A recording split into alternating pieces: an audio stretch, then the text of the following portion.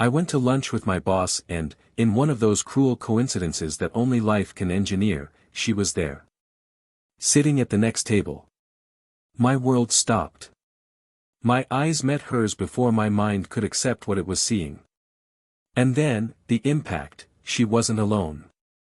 She was with a man I had never seen before. They were laughing. They were touching each other lightly. The smiles they shared were not innocent, they were not professional, they were not even restrained. My blood boiled.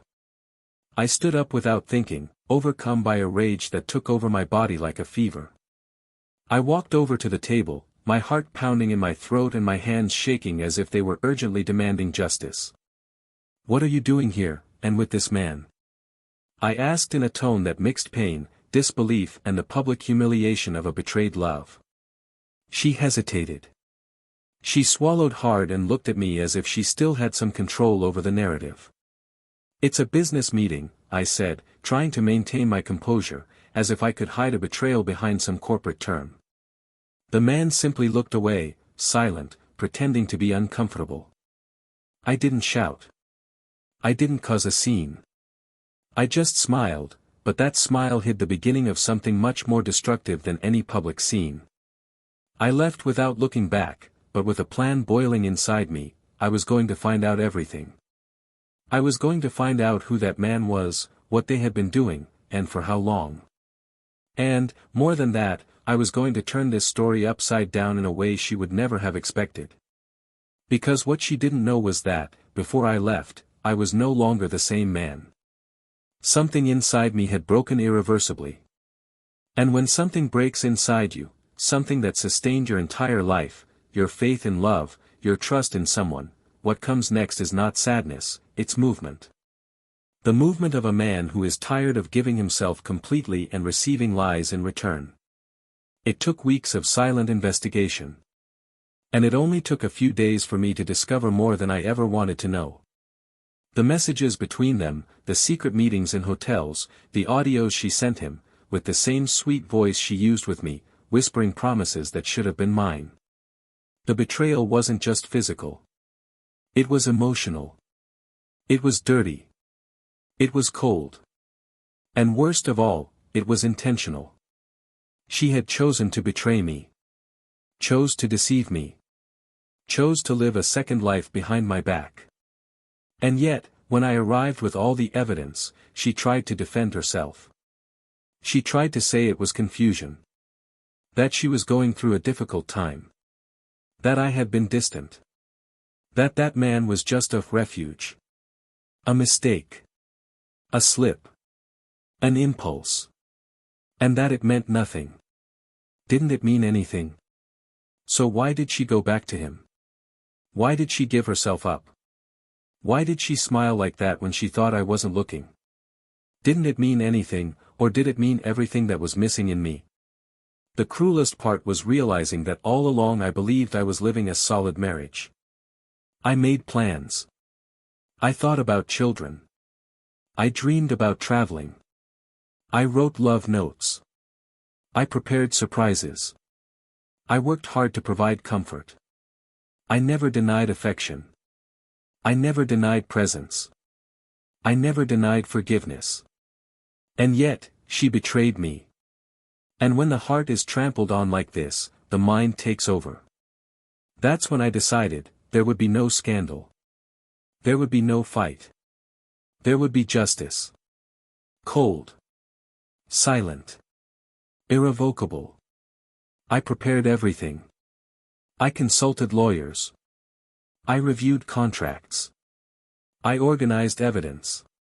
And one day, when she thought everything had calmed down, when perhaps she thought she had convinced me with her apologies, I got up from the couch, with the signed divorce papers in my hand and a look on her face that she had never seen before.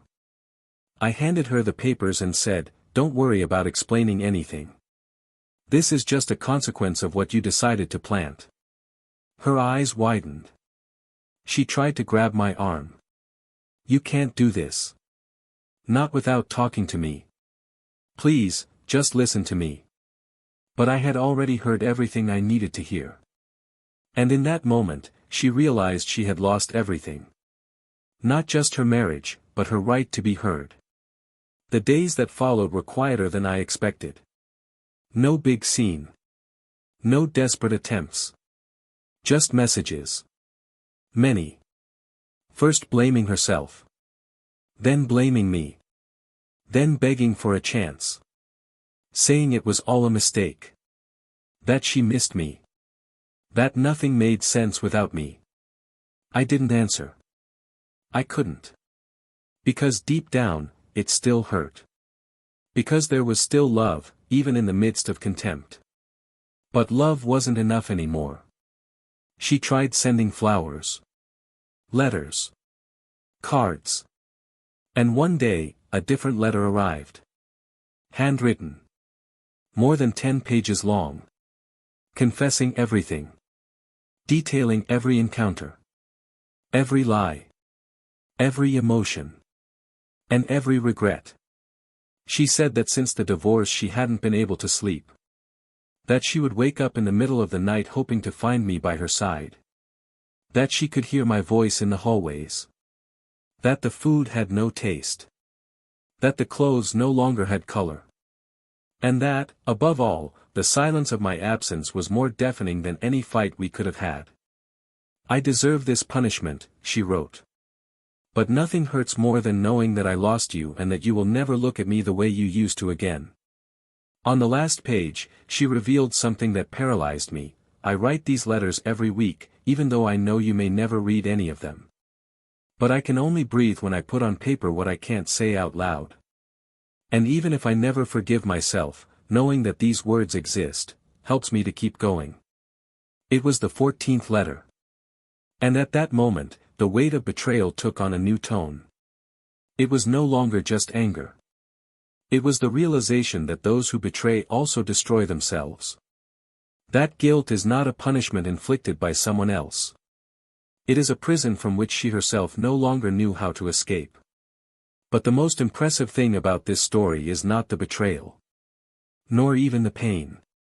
The most unbelievable thing was what came after.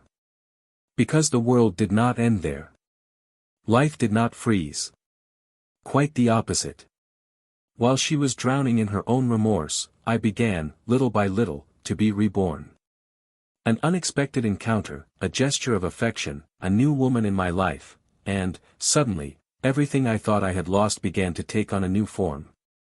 And that is where the real turning point lies. When the betrayed not only survives, but flourishes. But the most shocking part was yet to come. Because months later, as I found new peace, as I finally turned the page, a new letter arrived. But it wasn't the same as the previous ones. This one contained something that wasn't just an apology. It was a revelation that would completely change everything I thought I knew about betrayal. And as I read those final words, I understood that no matter how hard we try to bury the past, it always finds a way to resurface. But what was in that last letter that she kept for so long? And what did I do with that revelation? This is a story about love, deceit, and what we do with the pieces of ourselves left after betrayal. Welcome to the channel. Here, we do not support, encourage, or romanticize cheating, ever. All stories are fiction, created to show, with intensity and realism, how infidelity is capable of destroying lives, families, and hearts. Each narrative is a warning, a deep reflection on the choices we make and their consequences. Get ready. Next, you'll hear a shocking story, which will keep you hooked from start to finish. Good story.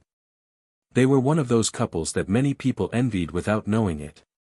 Ethan and Isabelle were a harmonious couple at first sight. He was a project manager for a multinational company, disciplined and meticulous, always well-dressed, with a calm manner and a look that usually conveyed confidence. She was a creative, outgoing architect with an easy smile and a striking presence. They had lived together for 8 years, 5 of them as a married couple, in an elegant apartment overlooking the city center, surrounded by souvenirs from their travels, paintings chosen by her, books piled up by him, and the comfortable silence that only 2 people accustomed to sharing their lives can sustain effortlessly. Ethan liked the routine they had established. They would wake up early, have coffee together, discuss small everyday matters, laugh at memes sent during the day, and sometimes fall asleep cuddling while watching documentaries that neither of them really finished. Isabelle, with her easygoing temperament and an almost instinctive need to feel inspired all the time, was the kind of person who could transform any ordinary day into something poetically bearable. She would make jokes in supermarket lines, compliment strangers on their earrings or haircuts, and had a habit of writing random sentences in old notebooks scattered around the house. Ethan, more reserved, was her safe haven, someone who would bring her back whenever her mind wandered into too many ideas. In the beginning, this difference was what brought them together. He saw in her everything he lacked: spontaneity, courage, lightness. She saw in him the stability she had always longed for, the feeling that the ground beneath her feet would not disappear overnight. Together, they had overcome family crises, financial hardships, serious discussions about future plans, and even the loss of a baby, a pain that had brought them closer in a silent and devastating way. They were not perfect, but they had built something that seemed solid. Ethan would watch her with admiration when she was focused on a new project, drawing with headphones on and her eyebrows furrowed. Isabelle, for her part, was still surprised when she saw him talking on the phone in important meetings, with a firm and slow voice, so different from the man who would sometimes remain silent for hours when she slept with her head on his lap. It was a love that stood the test of time, but also a love that, without them realizing it, began to take shape around the contours of routine, boredom, and the lack of surprises. There were signs, of course, small and almost invisible, that things were no longer as lively as they had been in the beginning. Passionate texts became reminders of tasks. Spontaneous kisses became hurried greetings. Dinner table conversations often revolved around bills, deadlines, work problems. Still, there was affection. There was respect. And, above all, there was a long enough history to keep any discomfort from growing into something that deserved urgent attention. Ethan believed that phases like these were part of life. That not every day was a celebration and that love also meant enduring silences. Isabelle tried to maintain the connection with small gestures: a favorite dessert, an impromptu dinner, a note left on the bed. Sometimes it worked, sometimes it didn't. But they never stopped trying. Things changed when he got the news that his new boss, Mr. Patrick Sloan, had been transferred from another branch to oversee Ethan's department. Patrick was a shrewd man with a rigid demeanor and a ruthless view of productivity. He liked to measure results, pay attention to details, and demand more than he promised. The atmosphere in the office changed. Ethan started leaving work late, reviewing reports after hours, and attending formal lunches and internal events more often than he would have liked. Isabelle, on the other hand, was in a more relaxed phase. Her projects as a freelance architect were going well, and she was finally able to work from home freely, with blueprints and sketches scattered all over her desks. The difference in pace between the two began to create gaps, not necessarily painful, but noticeable. Ethan would come in tired. Isabelle wanted to talk. He would hang up. She would insist. He would fall asleep before the movie ended. She would sit on the couch, thinking. At first, none of this seemed alarming. It seemed temporary. But time extended this interval between them as if something invisible, but constant, gently separated them. One night, Isabelle came into the kitchen and found him with his back turned, washing the dishes. She approached him from behind, hugged him, and pressed her face against his back. Ethan didn't turn around. He just smiled slightly and said he was exhausted. And it was true. He was. But there was a frustrated expectation in her embrace at that moment, an attempt to reconnect that hung in the air without an answer. The next morning, she left a note in his wallet saying, "I just wanted to remind you that I still love you, even on the days when you can't hear me." He read it. He kept it. But he didn't respond. Not because he was cold, but because he didn't know what to say. That was the beginning of a kind of silent disconnection that only those who have experienced it know how much it hurts. The absence of words. The touch that can't be repeated. The kiss that becomes routine. The longing that appears even when the other person is by your side. Still, there were no major fights.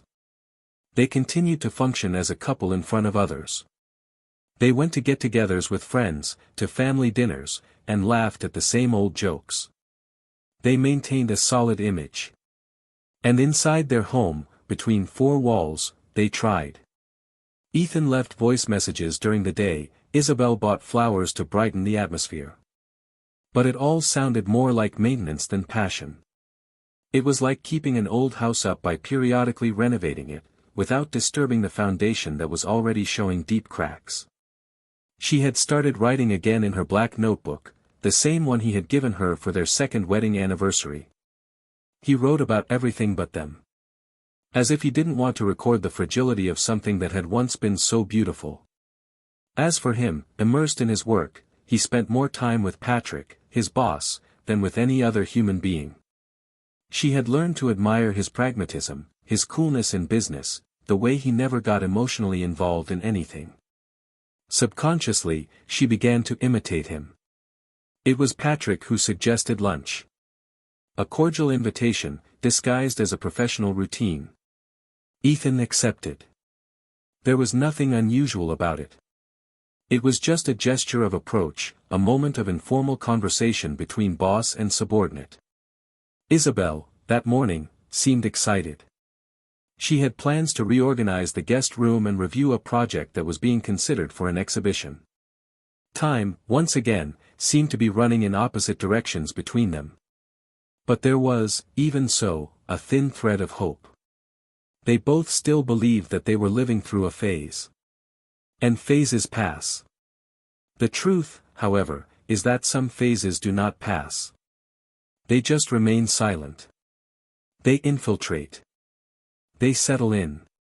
And when you realize it, it may be too late to go back. What no one knew at that moment was that that lunch would not be just another ordinary appointment.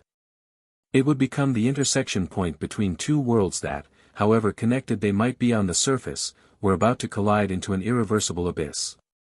Ethan still had no idea that, in that restaurant, sitting at the table with Patrick, he was about to open a door to a reality that would change everything he thought he knew about love, about Isabelle, and about himself. The restaurant was on a busy street, surrounded by large windows and a certain air of pretentious modernity. It was the kind of place where conversations about goals, bonuses, and international expansions were mixed with the clinking of white wine glasses and overly ornate plates. Ethan arrived a few minutes early, as usual. He was wearing a light blue shirt that had been ironed the day before and was shaved with the almost methodical precision that he applied to everything he did. He waited standing in the entrance, checking his cell phone only out of reflex, and was greeted with a firm handshake by Patrick, who always seemed one step ahead, in business, in words, in gestures. They were shown to a table in the corner, with a partial view of the street and a bit of privacy guaranteed by a decorative dark wood partition. Lunch began with pleasantries, the market, the new clients, the mergers that might be coming. But Ethan couldn't shake an uneasy feeling. Something about that environment made him uncomfortable, a subtle restlessness, as if his eyes were being drawn to something unintentionally. And it was exactly at that point that everything changed. Across the room, just a few tables away, sitting in the soft light that filtered through the glass, Isabelle was smiling. She was smiling in a way he hadn't seen in a long time. She was smiling as if she were oblivious to everything except the company in front of her. The man she was with seemed younger, maybe the same age as Ethan, but with a different style, informal, casual, with an exaggeratedly confident way of leaning across the table. There was a touch between them, small, casual, but revealing. The kind of gesture that only those who love or desire allow themselves to make. And then her laugh. A light, musical, knowing laugh. It wasn't for him. It wasn't for Ethan. It was at that moment that pain pierced his chest without asking for permission, like a sharp, precise cut. He stood up, not knowing what to say, his breathing quickening, anger throbbing in his temples. Patrick tried to contain it with a low murmur, but it was too late. Ethan strode across the room, his mind numb with shock, and stopped in front of their table. The words were out before he could calculate their impact. "What are you doing here, and with this man. The silence that followed was louder than any scream.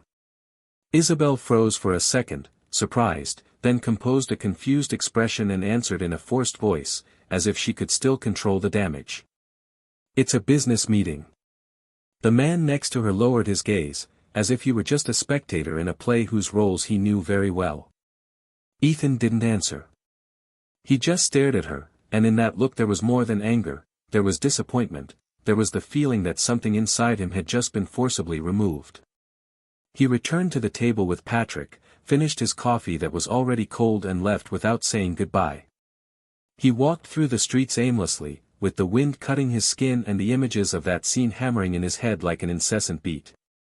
He didn't need proof. He didn't need explanations. What he saw was enough. It was as if something had been out of place for months and, in that moment, everything had fallen into place in a brutal way. The nights she was distant, the absent smiles, the hurried kisses, it all made sense now, but it wasn't a sense that brought relief, it was one that tore, that diminished, that shamed. That night, he didn't come home. He called a friend who lived in the neighborhood next door and asked for shelter for a few hours. He said he needed to think, and the friend, sensitive to the tone of his voice, offered only silence and a bottle of cheap whiskey. Ethan spent hours staring at the wall, reliving gestures, words, memories. Everything began to seem blurred. The first trip, the wedding day, the banal moments on the couch. He wondered if any of them had been real. And that was the part that hurt the most, the doubt about what was real and what was just an act. The next day, he went back to the apartment. Isabelle was in the kitchen, as if she were waiting for everything to start over again. She had made coffee, as she had on so many previous mornings. But he didn't sit down. He didn't touch the cup. He just looked at her, standing there, dry-eyed and low-voiced. "I saw everything," he said. And she, as if she had already expected that confession, didn't try to deny it.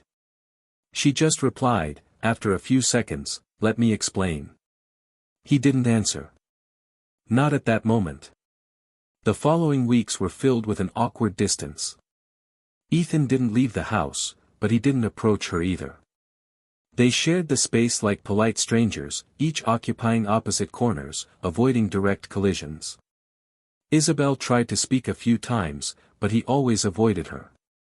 He threw himself into work, doubled his workload, avoided coming home early, left his cell phone on silent. At night, he pretended to fall asleep before her. She began leaving him notes, short notes, full of regret but without answers. In each one, she seemed to beg for a chance to be heard. In one, she said, "I know I broke you, and I don't know how to fix it." In another, longer one, she wrote, "I lost myself, and I only realized when I saw what I was destroying." Ethan read them all. But he didn't react. He was processing not only the pain, but what to do with it. Because there was no yelling. There was no confrontation. There was, instead, a calculated coldness growing inside him. A part of him wanted to understand why, but another that just wanted to leave. Isabelle, on the other hand, began to wither.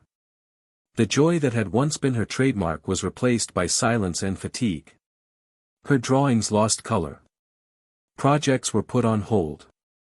She spent more time sitting in front of her notebook than producing anything. She no longer went for walks. She avoided phone calls. And instead of talking to him, she began to write. Long letters, confessions written with a mixture of guilt and despair. But she never delivered them. She kept them all in a locked drawer, as if she wanted to organize her inner chaos before revealing herself. No one knew what she was going through. Not even her closest friends. She smiled on social media, but cried in her room. She knew she would lose Ethan. And that tore her apart. But more than that, she knew that the worst was yet to come. Because what he saw in the restaurant was just the surface. The betrayal was real. But what was behind it, was something that not even she had the courage to confess. Something that was part of a buried past, and that was about to emerge with force. Ethan slowly began to plan his exit. He gathered documents. He sorted out accounts. He discreetly sought out lawyers. He knew he didn't want impulsive revenge. He wanted justice. He wanted to end this with dignity. But also with determination. One Saturday morning, he prepared an envelope. In it, he put the divorce proposal. When she woke up, he was already dressed, ready to leave. He handed her the envelope with a hard, almost impassive look. Isabelle said nothing. She just took the paper with trembling hands. She didn't beg. She didn't cry. She just sat on the edge of the bed and stayed there, her eyes fixed on a random spot on the floor, as if the world had stopped. He left. She took a deep breath. And for the first time in weeks, she felt a glimmer of relief, a sense that perhaps there was still life on the other side of this pain. But there was something he still didn't know. Something hidden. A secret she never had the courage to tell. A detail that wasn't in the envelope. It wasn't in the tickets. It wasn't in the tears. It was hidden, between the pages of a letter she had been writing since the beginning, but that she still hadn't had the courage to deliver. And that detail would change absolutely everything. That cloudy afternoon, while Ethan was organizing the last of his papers in the lawyer's office, an envelope was delivered to his home. Isabelle had left it in his hands, with no notes, no requests, just the stiff brown paper cover and a discreet, "For you, if you can still hear me." It wasn't the first time she had written something to him, but there was a distinct weight to the volume. He only found it when he returned home, exhausted, determined to gather his last belongings and leave the apartment. When he opened the envelope, he expected perhaps more of the same, justifications, lamentations, empty words, but when he pulled out the contents, he found a long handwritten letter, in black ink, in a slow and precise script, as if each letter had been extracted from a piece of her soul. For a moment, he hesitated. He thought about tearing it up, about ignoring it, about not giving in. But something about the texture of the paper, about the silence that filled that empty home, made him sit down on the couch and start reading. "Ethan, if you're reading this, it's because you've decided to give me one more second of your attention. I don't know if I deserve it, but I need you to know the truth. Not just about the betrayal, which you've already discovered. But about what came before that. About the reason that led me to lose myself in someone else. And, most importantly, about what you never knew and that might change everything, or maybe just make what we're living even more irreversible. I've written this letter many times. I've rewritten it. I've burned previous versions. I've tried to erase this secret. I've tried to bury it under justifications, rationalizations, guilt. But now, faced with the end, I no longer have the strength to hide anything." Ethan pressed the paper between his fingers, feeling the heat in his palms. He continued reading, his eyes fixed, as if the letter itself was trapping him from the inside out. "Years ago, before we were married, there was this one night. You were away for work, and I was at a bar with a friend. I was insecure, feeling distant from you. Nothing serious. Nothing permanent. Just a moment of weakness. I met someone that night. A mistake. A slip-up. Something I never told you about. It didn't last. It meant nothing. And I thought I could just bury it. That I could move on and time would erase it. But a few months later, I found out I was pregnant." The words stopped Ethan like a wall. He wasn't breathing. His hand trembled over the edge of the paper. He continued. "I did the math. I had doubts. I went to the doctor alone. And for weeks, I lived a silent hell. I didn't know whether to tell you, whether to end it all, whether to disappear. But then, I lost it. In the second month. Bleeding, immense pain. I went to the hospital. You were on a trip again. Remember when I came back, you were pale, quiet, but you said it was just a malaise. That was it.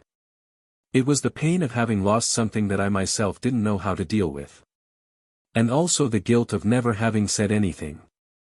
That ate away at me, Ethan. For years. You never knew.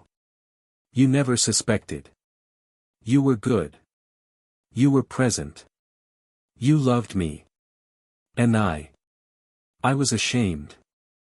I hated myself for having hidden that. For having started our marriage with such a secret. That's why, when I saw you distancing yourself, when our routine became colder, when I felt that you no longer saw me with the same eyes, it wasn't just neediness that led me to do what I did. It was self-sabotage. It was guilt. It was as if, deep down inside, deep down, I wanted to be punished. I wanted to destroy what we had because I believed I didn't deserve anything good anymore. Ethan rested the letter on his lap. He brought his hands to his face, took a deep breath, and tried to understand what he was feeling. It wasn't anger. It was raw, uncomfortable pain, a mixture of compassion, indignation, and sadness. He read the rest of the letter without pausing. The man you saw wasn't the first. But he was the only one who came close to listening to me. I told him about my guilt, about the weight I carried. And for a moment, I felt like maybe I could break free from it. But deep down, there was no break. Because I knew that the only person who really mattered, was you. The only one I owed the truth to was you. And you were the last to know. It destroys me. I don't expect you to forgive me. I just needed you to know. That all this pain, all this distance, all this coldness that has grown between us over the last few years, it wasn't because we stopped loving each other. It was because I was broken inside. And I didn't have the courage to let you see it. He stood there, in silence, for minutes. After all, the hole was even deeper. What he believed to be just a physical betrayal was, in fact, the tip of a silent past that had been growing for years inside that house. And everything he had lived through, all the absences, the distances, the silences, perhaps they were linked to that weight that she never knew how to share with him. When she entered the apartment hours later, her eyes tired and her hands empty, she found him sitting in the same place, the letter open beside him, his gaze fixed nowhere. She stopped at the door, as if asking permission to exist. He didn't look at her. He just said that he had read it. And for a few seconds, nothing could be heard except their tense breathing. Then she broke the silence. I don't expect you to stay. I don't expect you to understand me. But I needed to tell you. I needed you to know who I was, what I lost, and why I was never whole again. Ethan stood up slowly. He walked to the window. He stared at the street. The cars passing by. The lights on. The world moving on. He wanted to scream, but there was no voice. He wanted to disappear, but his feet were heavy. Finally, he turned to her. And with tears in his eyes, he said, "You broke everything, Isabelle. But not just by cheating. By choosing to carry all this alone, when I spent years trying to be your home. If you had told me, maybe the pain would have been ours. Maybe we could have healed together. But now, I don't know who you are anymore." She cried silently. She didn't run to him. She didn't try to touch him. She just sat on the floor, as if that moment were the end of everything she knew. And maybe it was. Ethan grabbed his keys, his briefcase with his documents, and left. He didn't slam the door. He didn't look back. But as he left, a question lingered in his mind like a persistent echo: what do you do with a love that was real, but that died drowned in so many silences? And there was still one last letter left, that she didn't have the courage to leave in the envelope. The most sincere of all. The one that perhaps contained one last truth. The one that could still change everything once again. Ethan spent the next few days wandering between what needed to be done and what he couldn't stop feeling. He had returned to his friend's apartment, but he avoided talking about it. He preferred the silence of the early morning hours, where the low lights and the distant noise of the city served as a disguise for the thoughts that were eating away at him inside. The words of Isabelle's letter wouldn't leave his mind, especially the ones she didn't say. There was a tone of farewell in the last sentence, a weakness that made it clear that this wasn't just a request for forgiveness, but perhaps the beginning of a goodbye. Still, he didn't answer. He didn't even try to find out how she was. He kept his distance as a form of self-preservation, even though the pain was still lodged somewhere in his chest. Until, one rainy Sunday afternoon, as he passed by the old bookstore where they used to buy hardcover novels to read together on vacation, he saw Isabelle sitting on the concrete bench in the square next door, huddled under a closed umbrella, as if the rain were keeping her company. He didn't think. He crossed the street, approached slowly, and before he could say anything, she looked up. She was wet, pale, with dark circles under her eyes and her eyes downcast, like someone who no longer expected anything from life. She didn't say her name. She just whispered that she knew he didn't want to see her. But that she couldn't stop coming here because it was the only place where she still felt something. Ethan stood for a moment, breathing deeply, trying to decide whether to leave or stay. Finally, he sat down next to her. Not under the umbrella. Not offering comfort. Just sharing the space, the moment. For a while, neither of them spoke. The sound of the rain filled the gap. Until she opened her purse with trembling hands and took out a smaller envelope, folded carefully, as if it had been kept for days waiting for the right time. This is the last one. After this, I have nothing more to say, she murmured, handing him the paper without looking directly at him. Ethan hesitated. He didn't want any more revelations. He didn't want any more open wounds. But he took the envelope. And, even without opening it right there, he knew that this letter would be different. There was something definitive in the way she held it, in the look in her eyes that asked for nothing more, just that he take it. Back in his apartment, his clothes still damp and his mind racing, Ethan opened the letter. Unlike the previous one, this one didn't begin with excuses. It was direct, raw, and each sentence seemed written with desperate urgency. I betrayed you out of fear, but I lost you out of cowardice, the first line read. But what you don't know, what you could never have imagined, is that during all that time that you ignored me, that I wrote these letters without knowing if they would be read, something inside me changed. I tried to find the strength to carry on. I thought I deserved the punishment. That being alone would be my penance. But then, one day, I discovered that even after everything, my body still responded to your presence. That my soul still sought you in the emptiest places.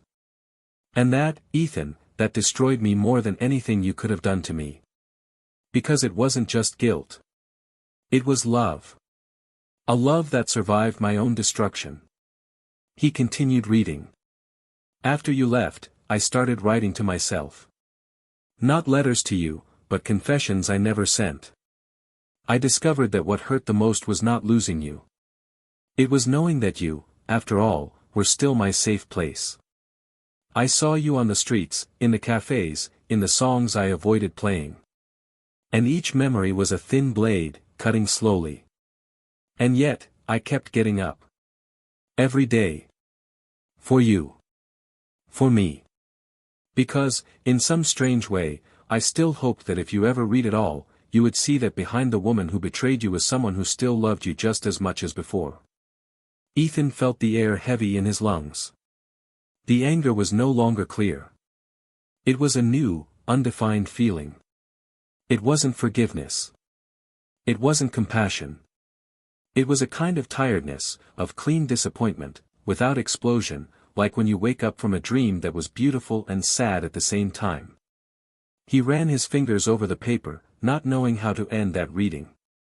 Until, in the last line, there was something that changed everything. You moved on, I saw it. I watched you in the coffee shop with that woman in the red dress. I saw the way she looked at you. And for the first time since you left, I felt relief. Because I understood that someone would still be able to give you what I failed to protect.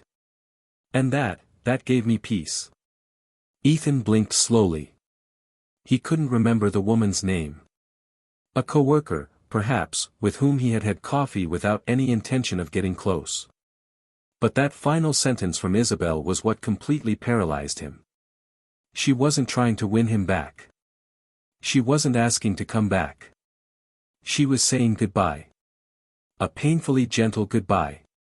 A goodbye that didn't bleed, but didn't heal either. It was the end of everything. Of all the letters. Of all the possibilities. The next morning, he made the decision to see her one more time. Not to get back together. Not to start over. But to end it with words. He took the letter with him. He rang the bell and waited. When the door opened, Isabelle was different. Her hair tied back, her eyes steady. She wasn't crying. She wasn't shaking. She simply made room for him to enter. They sat in the living room in silence. And then he spoke. Not angrily. But with the calm of someone who no longer has any questions. He said he had read everything. That he understood what she was carrying. That he regretted not having been there for her when she needed him. That he regretted even more that she hadn't trusted him to share her pain. She nodded. She said she didn't blame him. That he had been the best she could have. And that it was her fault, yes. That accepting that was her only way to find peace. There was a long silence. Until he asked if she regretted everything. Isabelle looked into his eyes and said no.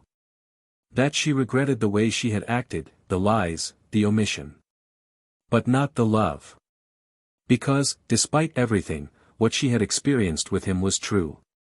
And what she had lost was because she had not known how to take care of herself. Ethan stood up. He handed her the letter. He said he didn't want to take it with him.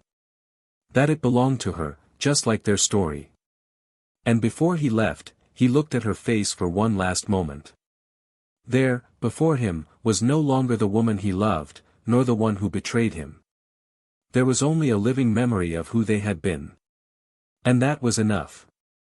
At the door, before closing it, Isabelle whispered, "Thank you for coming." Even if it was just to say goodbye. He didn't answer. He just walked down the stairs with firm steps, carrying in his heart the certainty that, even though some stories don't end as they should, they still deserve to be closed with dignity. And that night, when Ethan returned home, he finally slept peacefully. For the first time in months, without dreams. Without letters. Without ghosts. Only silence. The same silence that now meant freedom. In the days that followed that last conversation, life seemed to slow down for Ethan in a strange way, as if the world around him was still spinning at the same speed, but his soul had decided to walk at a slower pace. The farewell had been serene, even poetic to the eyes of those who saw it from the outside, but inside him there was a dense emptiness, not of longing, nor of regret, but of silent reconstruction. He now found himself in the center of a devastated emotional territory, where the voices of the past were no longer screaming inside his head, but there was also still no sound of a vibrant and new future. He was between the end and the beginning, in a gray area where everything required patience, caution and some kind of faith in something he could not yet see clearly. Returning to his friend's apartment was a necessary relief, but at the same time uncomfortable. As grateful as he was for that temporary space, the feeling of not belonging, of occupying a life that was not his, made the nights long and restless. He began to go out more, not for pleasure, but out of a need to rediscover some kind of contact with the outside world. He walked through neighborhoods he had not frequented before, sat in unfamiliar cafes, observed faces, families, and laughter that were not his own. Little by little, he realized that his perspective had changed. Before, he would see couples holding hands with a certain distance. Now, there was a melancholic sensitivity in every ordinary scene.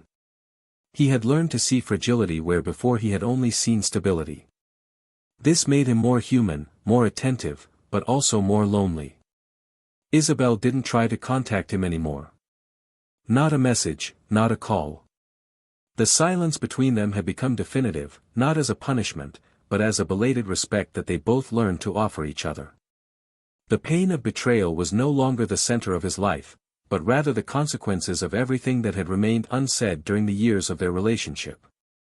Ethan began to question not only her mistakes, but also his own. Where he had been absent, where he had ignored signs, where he had let love become a habit without realizing it. This examination of conscience was brutal at times, but necessary. He wasn't looking for excuses for what she had done, nor did he intend to go back. But he needed to understand his part in all of that so that he could, one day, offer something different to someone new. It was during one of these aimless walks that he met Clara. There was no immediate spark, no romantic movie stumble. She was sitting on a bench, reading a worn-cover book, her hair tied up awkwardly and a cup of tea still steaming in her hand. Ethan, on impulse or tiredness, sat down next to her, respecting her space, with no intention of starting a conversation. But a few minutes of shared silence were enough for the two of them to laugh when they saw a small child dropping his ice cream on the floor and screaming as if the world had ended. It was a brief, knowing laugh, and there was more honesty in that laugh than in many conversations he had had in recent years. Over the next few days, their encounters happened by coincidence, or by one of those forces that push strangers onto common paths. They discovered that they frequented the same market, that they had friends in distant circles, that they had studied at nearby universities. Clara was different from Isabelle in almost every way. She was not outgoing, nor was she talkative. She liked comfortable silences, short answers, and deep questions asked without rushing. She had been a widow for 4 years, childless, and she had an old sadness in her eyes that did not beg for attention, but told stories. Ethan felt at ease with her in a way he had not felt in a long time. And that frightened him. One day she invited him to dinner at her apartment. A simple place, filled with books, small paintings and hanging plants as if they were talismans against loneliness. They ate pasta she had made, listened to instrumental music and talked about dreams that had been left aside over time. When she asked him if he had been married, Ethan took a deep breath and told her everything. Without embellishment, without omitting the details that hurt. Clara listened in silence, just looking into his eyes, and at the end, she said with disconcerting softness that she understood. She did not congratulate him for his strength, nor condemn him for not having reacted sooner. She simply said that sometimes pain teaches us what love forgot to show us. And that night, when they said goodbye with a long hug, Ethan knew that something was changing inside him. As the weeks went by, the meetings with Clara became more frequent. There was no rush between them, no promises. There was sharing. And that was what healed Ethan the most. Learning to share without fear, without guilt, without the weight of expectations. He began to work less, to go out more, to smile in small moments. Isabelle became a distant memory, not like a wound, but like a mark of a life lived. There were still memories, of course. Sometimes a smell, a song, a forgotten photograph in some digital folder would appear. But it no longer hurt. It only left a light trace, like a book that was important, but that no longer needs to be reread. Clara, in turn, also began to open up. She told him about her husband, whom she had lost to a rare form of cancer, about the days when she couldn't get out of bed, about her decision to start over even though she didn't know where to start. Ethan listened attentively, not as a counselor, but as someone who knew the language of loss. And in this silent exchange of healed pain, affection grew, without fanfare, without grand gestures, but with depth. A dilemma began to form within Ethan when, one day, he received an unexpected message from Isabelle's sister. She said that her sister had moved to another city, that she was starting over, and that she had left him something, a small box with a hardcover notebook, where she had written personal reflections, loose verses, and thoughts that could not fit in the letters. Ethan stood there in front of this news, torn between the desire to keep the door closed and the need to put an end to it once and for all. Finally, he decided to accept. He received the box in his hands and it took him days to work up the courage to open it. Inside was the notebook, a photograph of the two of them taken on an old trip, and a folded piece of paper with a short sentence she had written, "Thank you for being the man who showed me what love was, even when I didn't know how to love back." Ethan read this with a lump in his throat. He didn't cry. But he felt it. She felt deeply the weight of having been the part that loved the most. And, strangely, he felt proud of it. The moral dilemma was not in choosing whether or not to forgive, but in understanding how much of what we experienced should or should not be carried forward. Ethan knew it was not fair to drag old memories into a new love. He knew that Clara did not deserve the remains of unresolved hurts. So that night, he sat in front of Isabelle's notebook, read everything, page by page, and then put it in a box that he sealed and placed at the back of the closet, as a symbol that some stories, no matter how important they may have been, need to stay where they ended. Now, faced with a new chance, with someone who looked at him without the weight of the past, Ethan felt lighter. Not because he had forgotten what he had suffered, but because he had understood that suffering is not the end. It is the process. And that allowing yourself to love again, even after being broken, is the bravest act anyone can do. And time, that old ally that so often seems cruel, now seemed to smile at him kindly. Because even after everything, even after all the pain, there was still something that resisted blossoming. And that was, perhaps, the greatest revenge against sadness, continuing to love. Even after everything. Ethan watched the overcast sky through the window of the coffee shop where he now spent his afternoons, a new place, still without memories, where the smell of freshly ground coffee mixed with the cold breeze that came in through the glass doors. Clara was sitting in front of him, leafing through a small book of poems while murmuring loose verses with a lightness that seemed to defy the density of the world he had been carrying on his shoulders for months. She didn't press, didn't invade, she was just there, present in such a silent way that it made Ethan realize how calm love can be when it isn't born of fear. He leaned back in his chair and sighed deeply, as if the air that left his lungs carried old pieces of pain that had yet to be named. Clara noticed his longer silence and closed the book, resting her hands on the table with serene firmness. "Do you want to talk about her?" she asked without weight, without fear, like someone who understands that certain presences don't disappear with time alone. Ethan shook his head slowly, then nodded. "I don't know what else I have to say about her, but maybe I need to talk, just so it stops living inside me." That night, they decided not to go home right away. They walked through the wet streets, side by side, their shoulders sometimes touching, but without rushing. He told her more than he had before. Not just the facts, but the silences. He spoke of his feelings of failure, of his constant doubt about his worth, of the anguish of not having been able to save a marriage that seemed promising. Clara listened as if she were caring, as if she saw the words behind his eyes, and when he finished, instead of offering comfort, she said something that broke him inside: "You didn't fail to save the marriage. You just weren't called to participate in the reconstruction. She did it alone. And no one wins alone." Ethan stopped in the middle of the sidewalk, staring at the lights of the passing cars and let that truth wash over him. That was it. He had tried, he had given signs, he had sought, but Isabelle had chosen to carry the pain alone, and, in the end, she had also chosen to destroy them in the same way. Alone. Days passed and something inside him began to give in. Not a giving up, but a surrender. The peace he had been searching for was beginning to form with small gestures, waking up without a knot in his stomach, not remembering her when listening to a random song, opening his cell phone without waiting for messages that would never come. Clara began to be part of these small daily achievements. She introduced him to the pleasures of simple everyday life, cooking slowly, laughing at old movies, talking about silly things until falling asleep on the couch.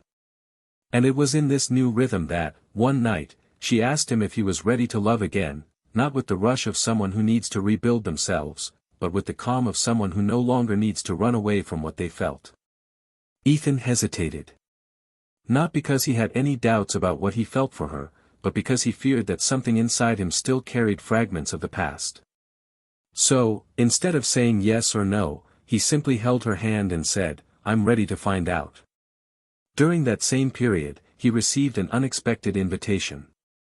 Isabelle's sister was getting married soon, and although she hadn't expected him to attend, she wanted to send him a short letter thanking him for the respect he had shown her by never publicly exposing the end of their marriage. Ethan read those words with a mixture of surprise and melancholy. There was no resentment. Only recognition. And perhaps that was the greatest gesture of peace that Isabelle could leave behind, the knowledge that, even though she had destroyed something beautiful, she had not destroyed his humanity. Upon learning of the wedding, Clara asked if he would like to send her something, a flower, perhaps. Ethan said no. That everything that needed to be said had already been written on the pages that now slept locked in a box hidden at the back of the closet. Sometimes, the best goodbye is silence, he added, and she just smiled in agreement.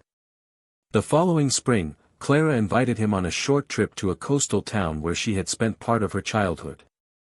The trip was simple, without much planning, but from the beginning there was something symbolic about it. It was the first time Ethan would leave the city since his divorce, the first time he would allow himself to imagine a future different from the one he had planned for so many years.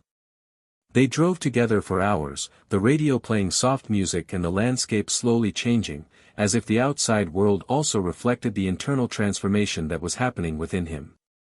When they arrived, they went straight to the beach. It was late afternoon. The sky was tinged with orange and pink. The sound of the waves crashing filled the space between each word. Clara walked barefoot, collecting seashells, and at one specific moment, she turned to him with a small smile and said, "This is where I used to come when the world seemed more than I could bear. This is where I learned to let go." Ethan said nothing. He just watched her. And there, in that exact moment, he knew that he was exactly where he needed to be. On the last night of the trip, sitting on the porch of a small inn, Clara fell asleep with her head on his shoulder, and Ethan wrote a short letter. Not to Isabelle, but to himself. A letter that began by saying, "I forgive you."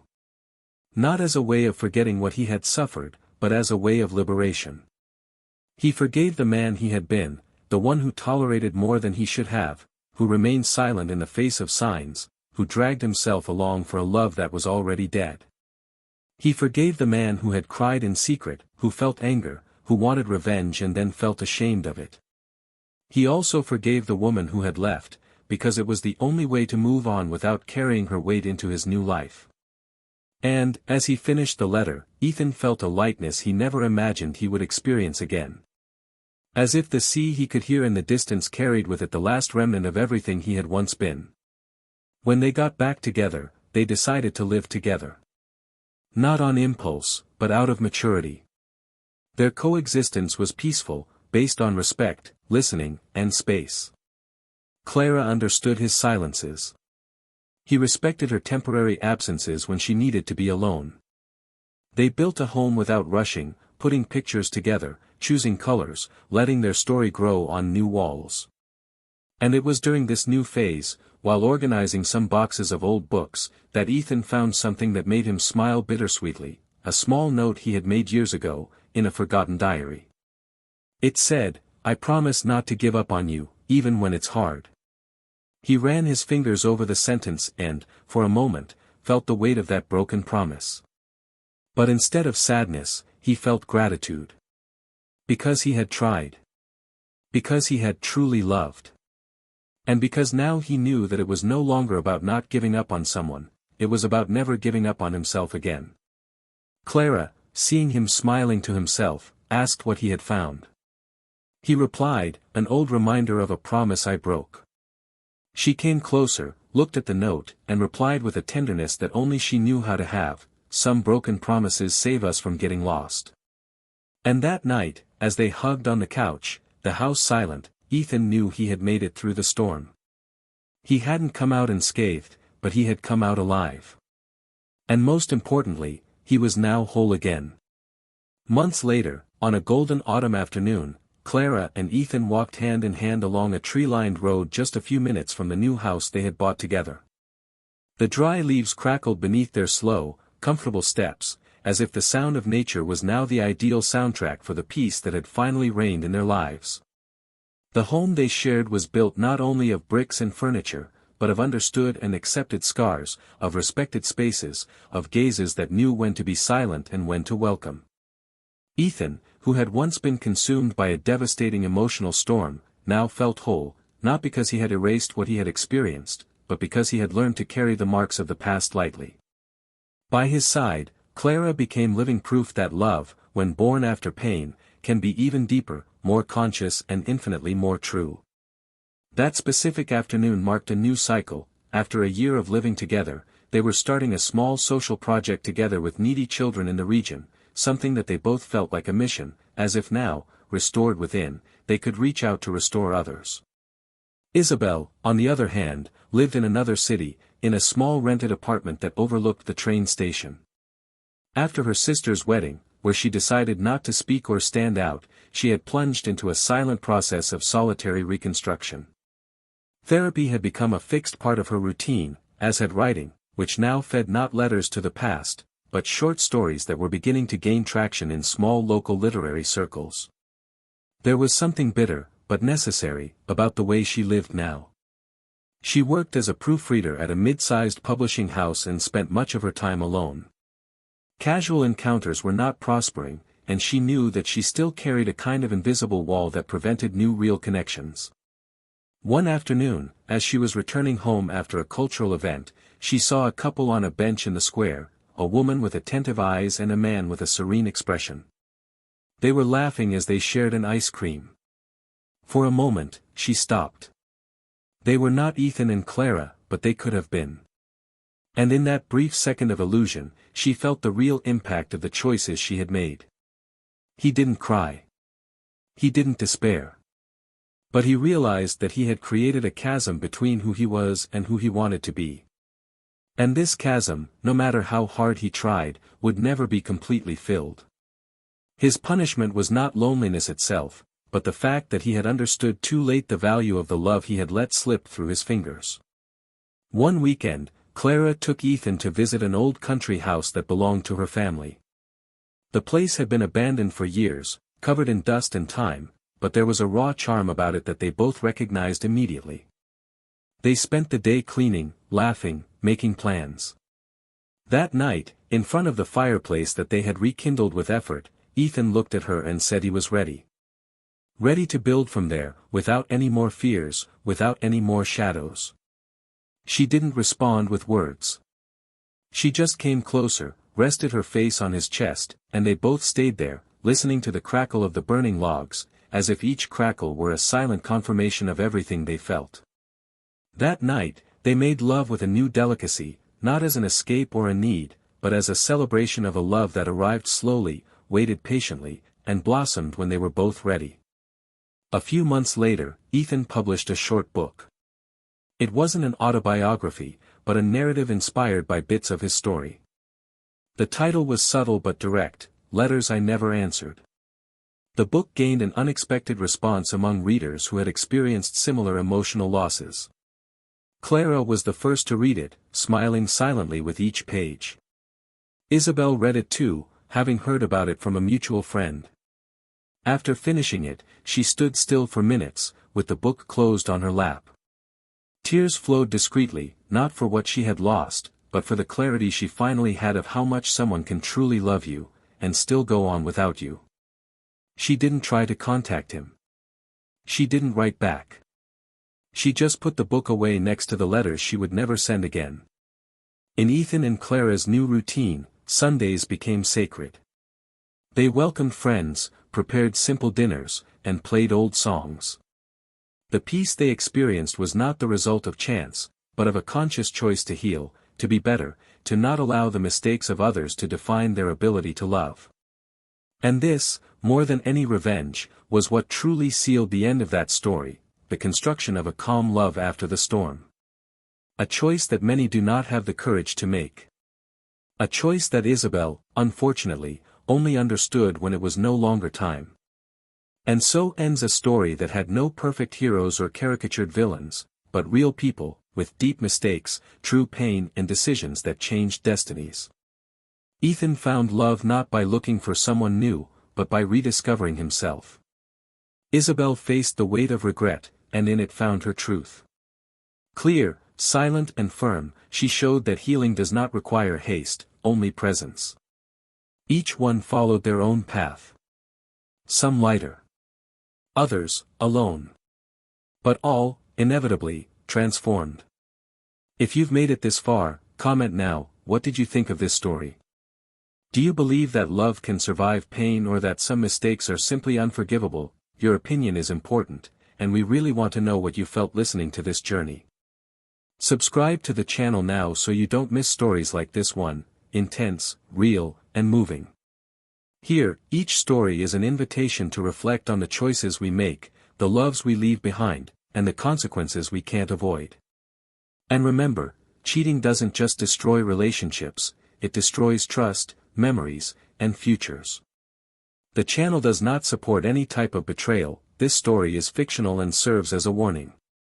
May it serve as a reminder of the value of truth, respect, and emotional responsibility.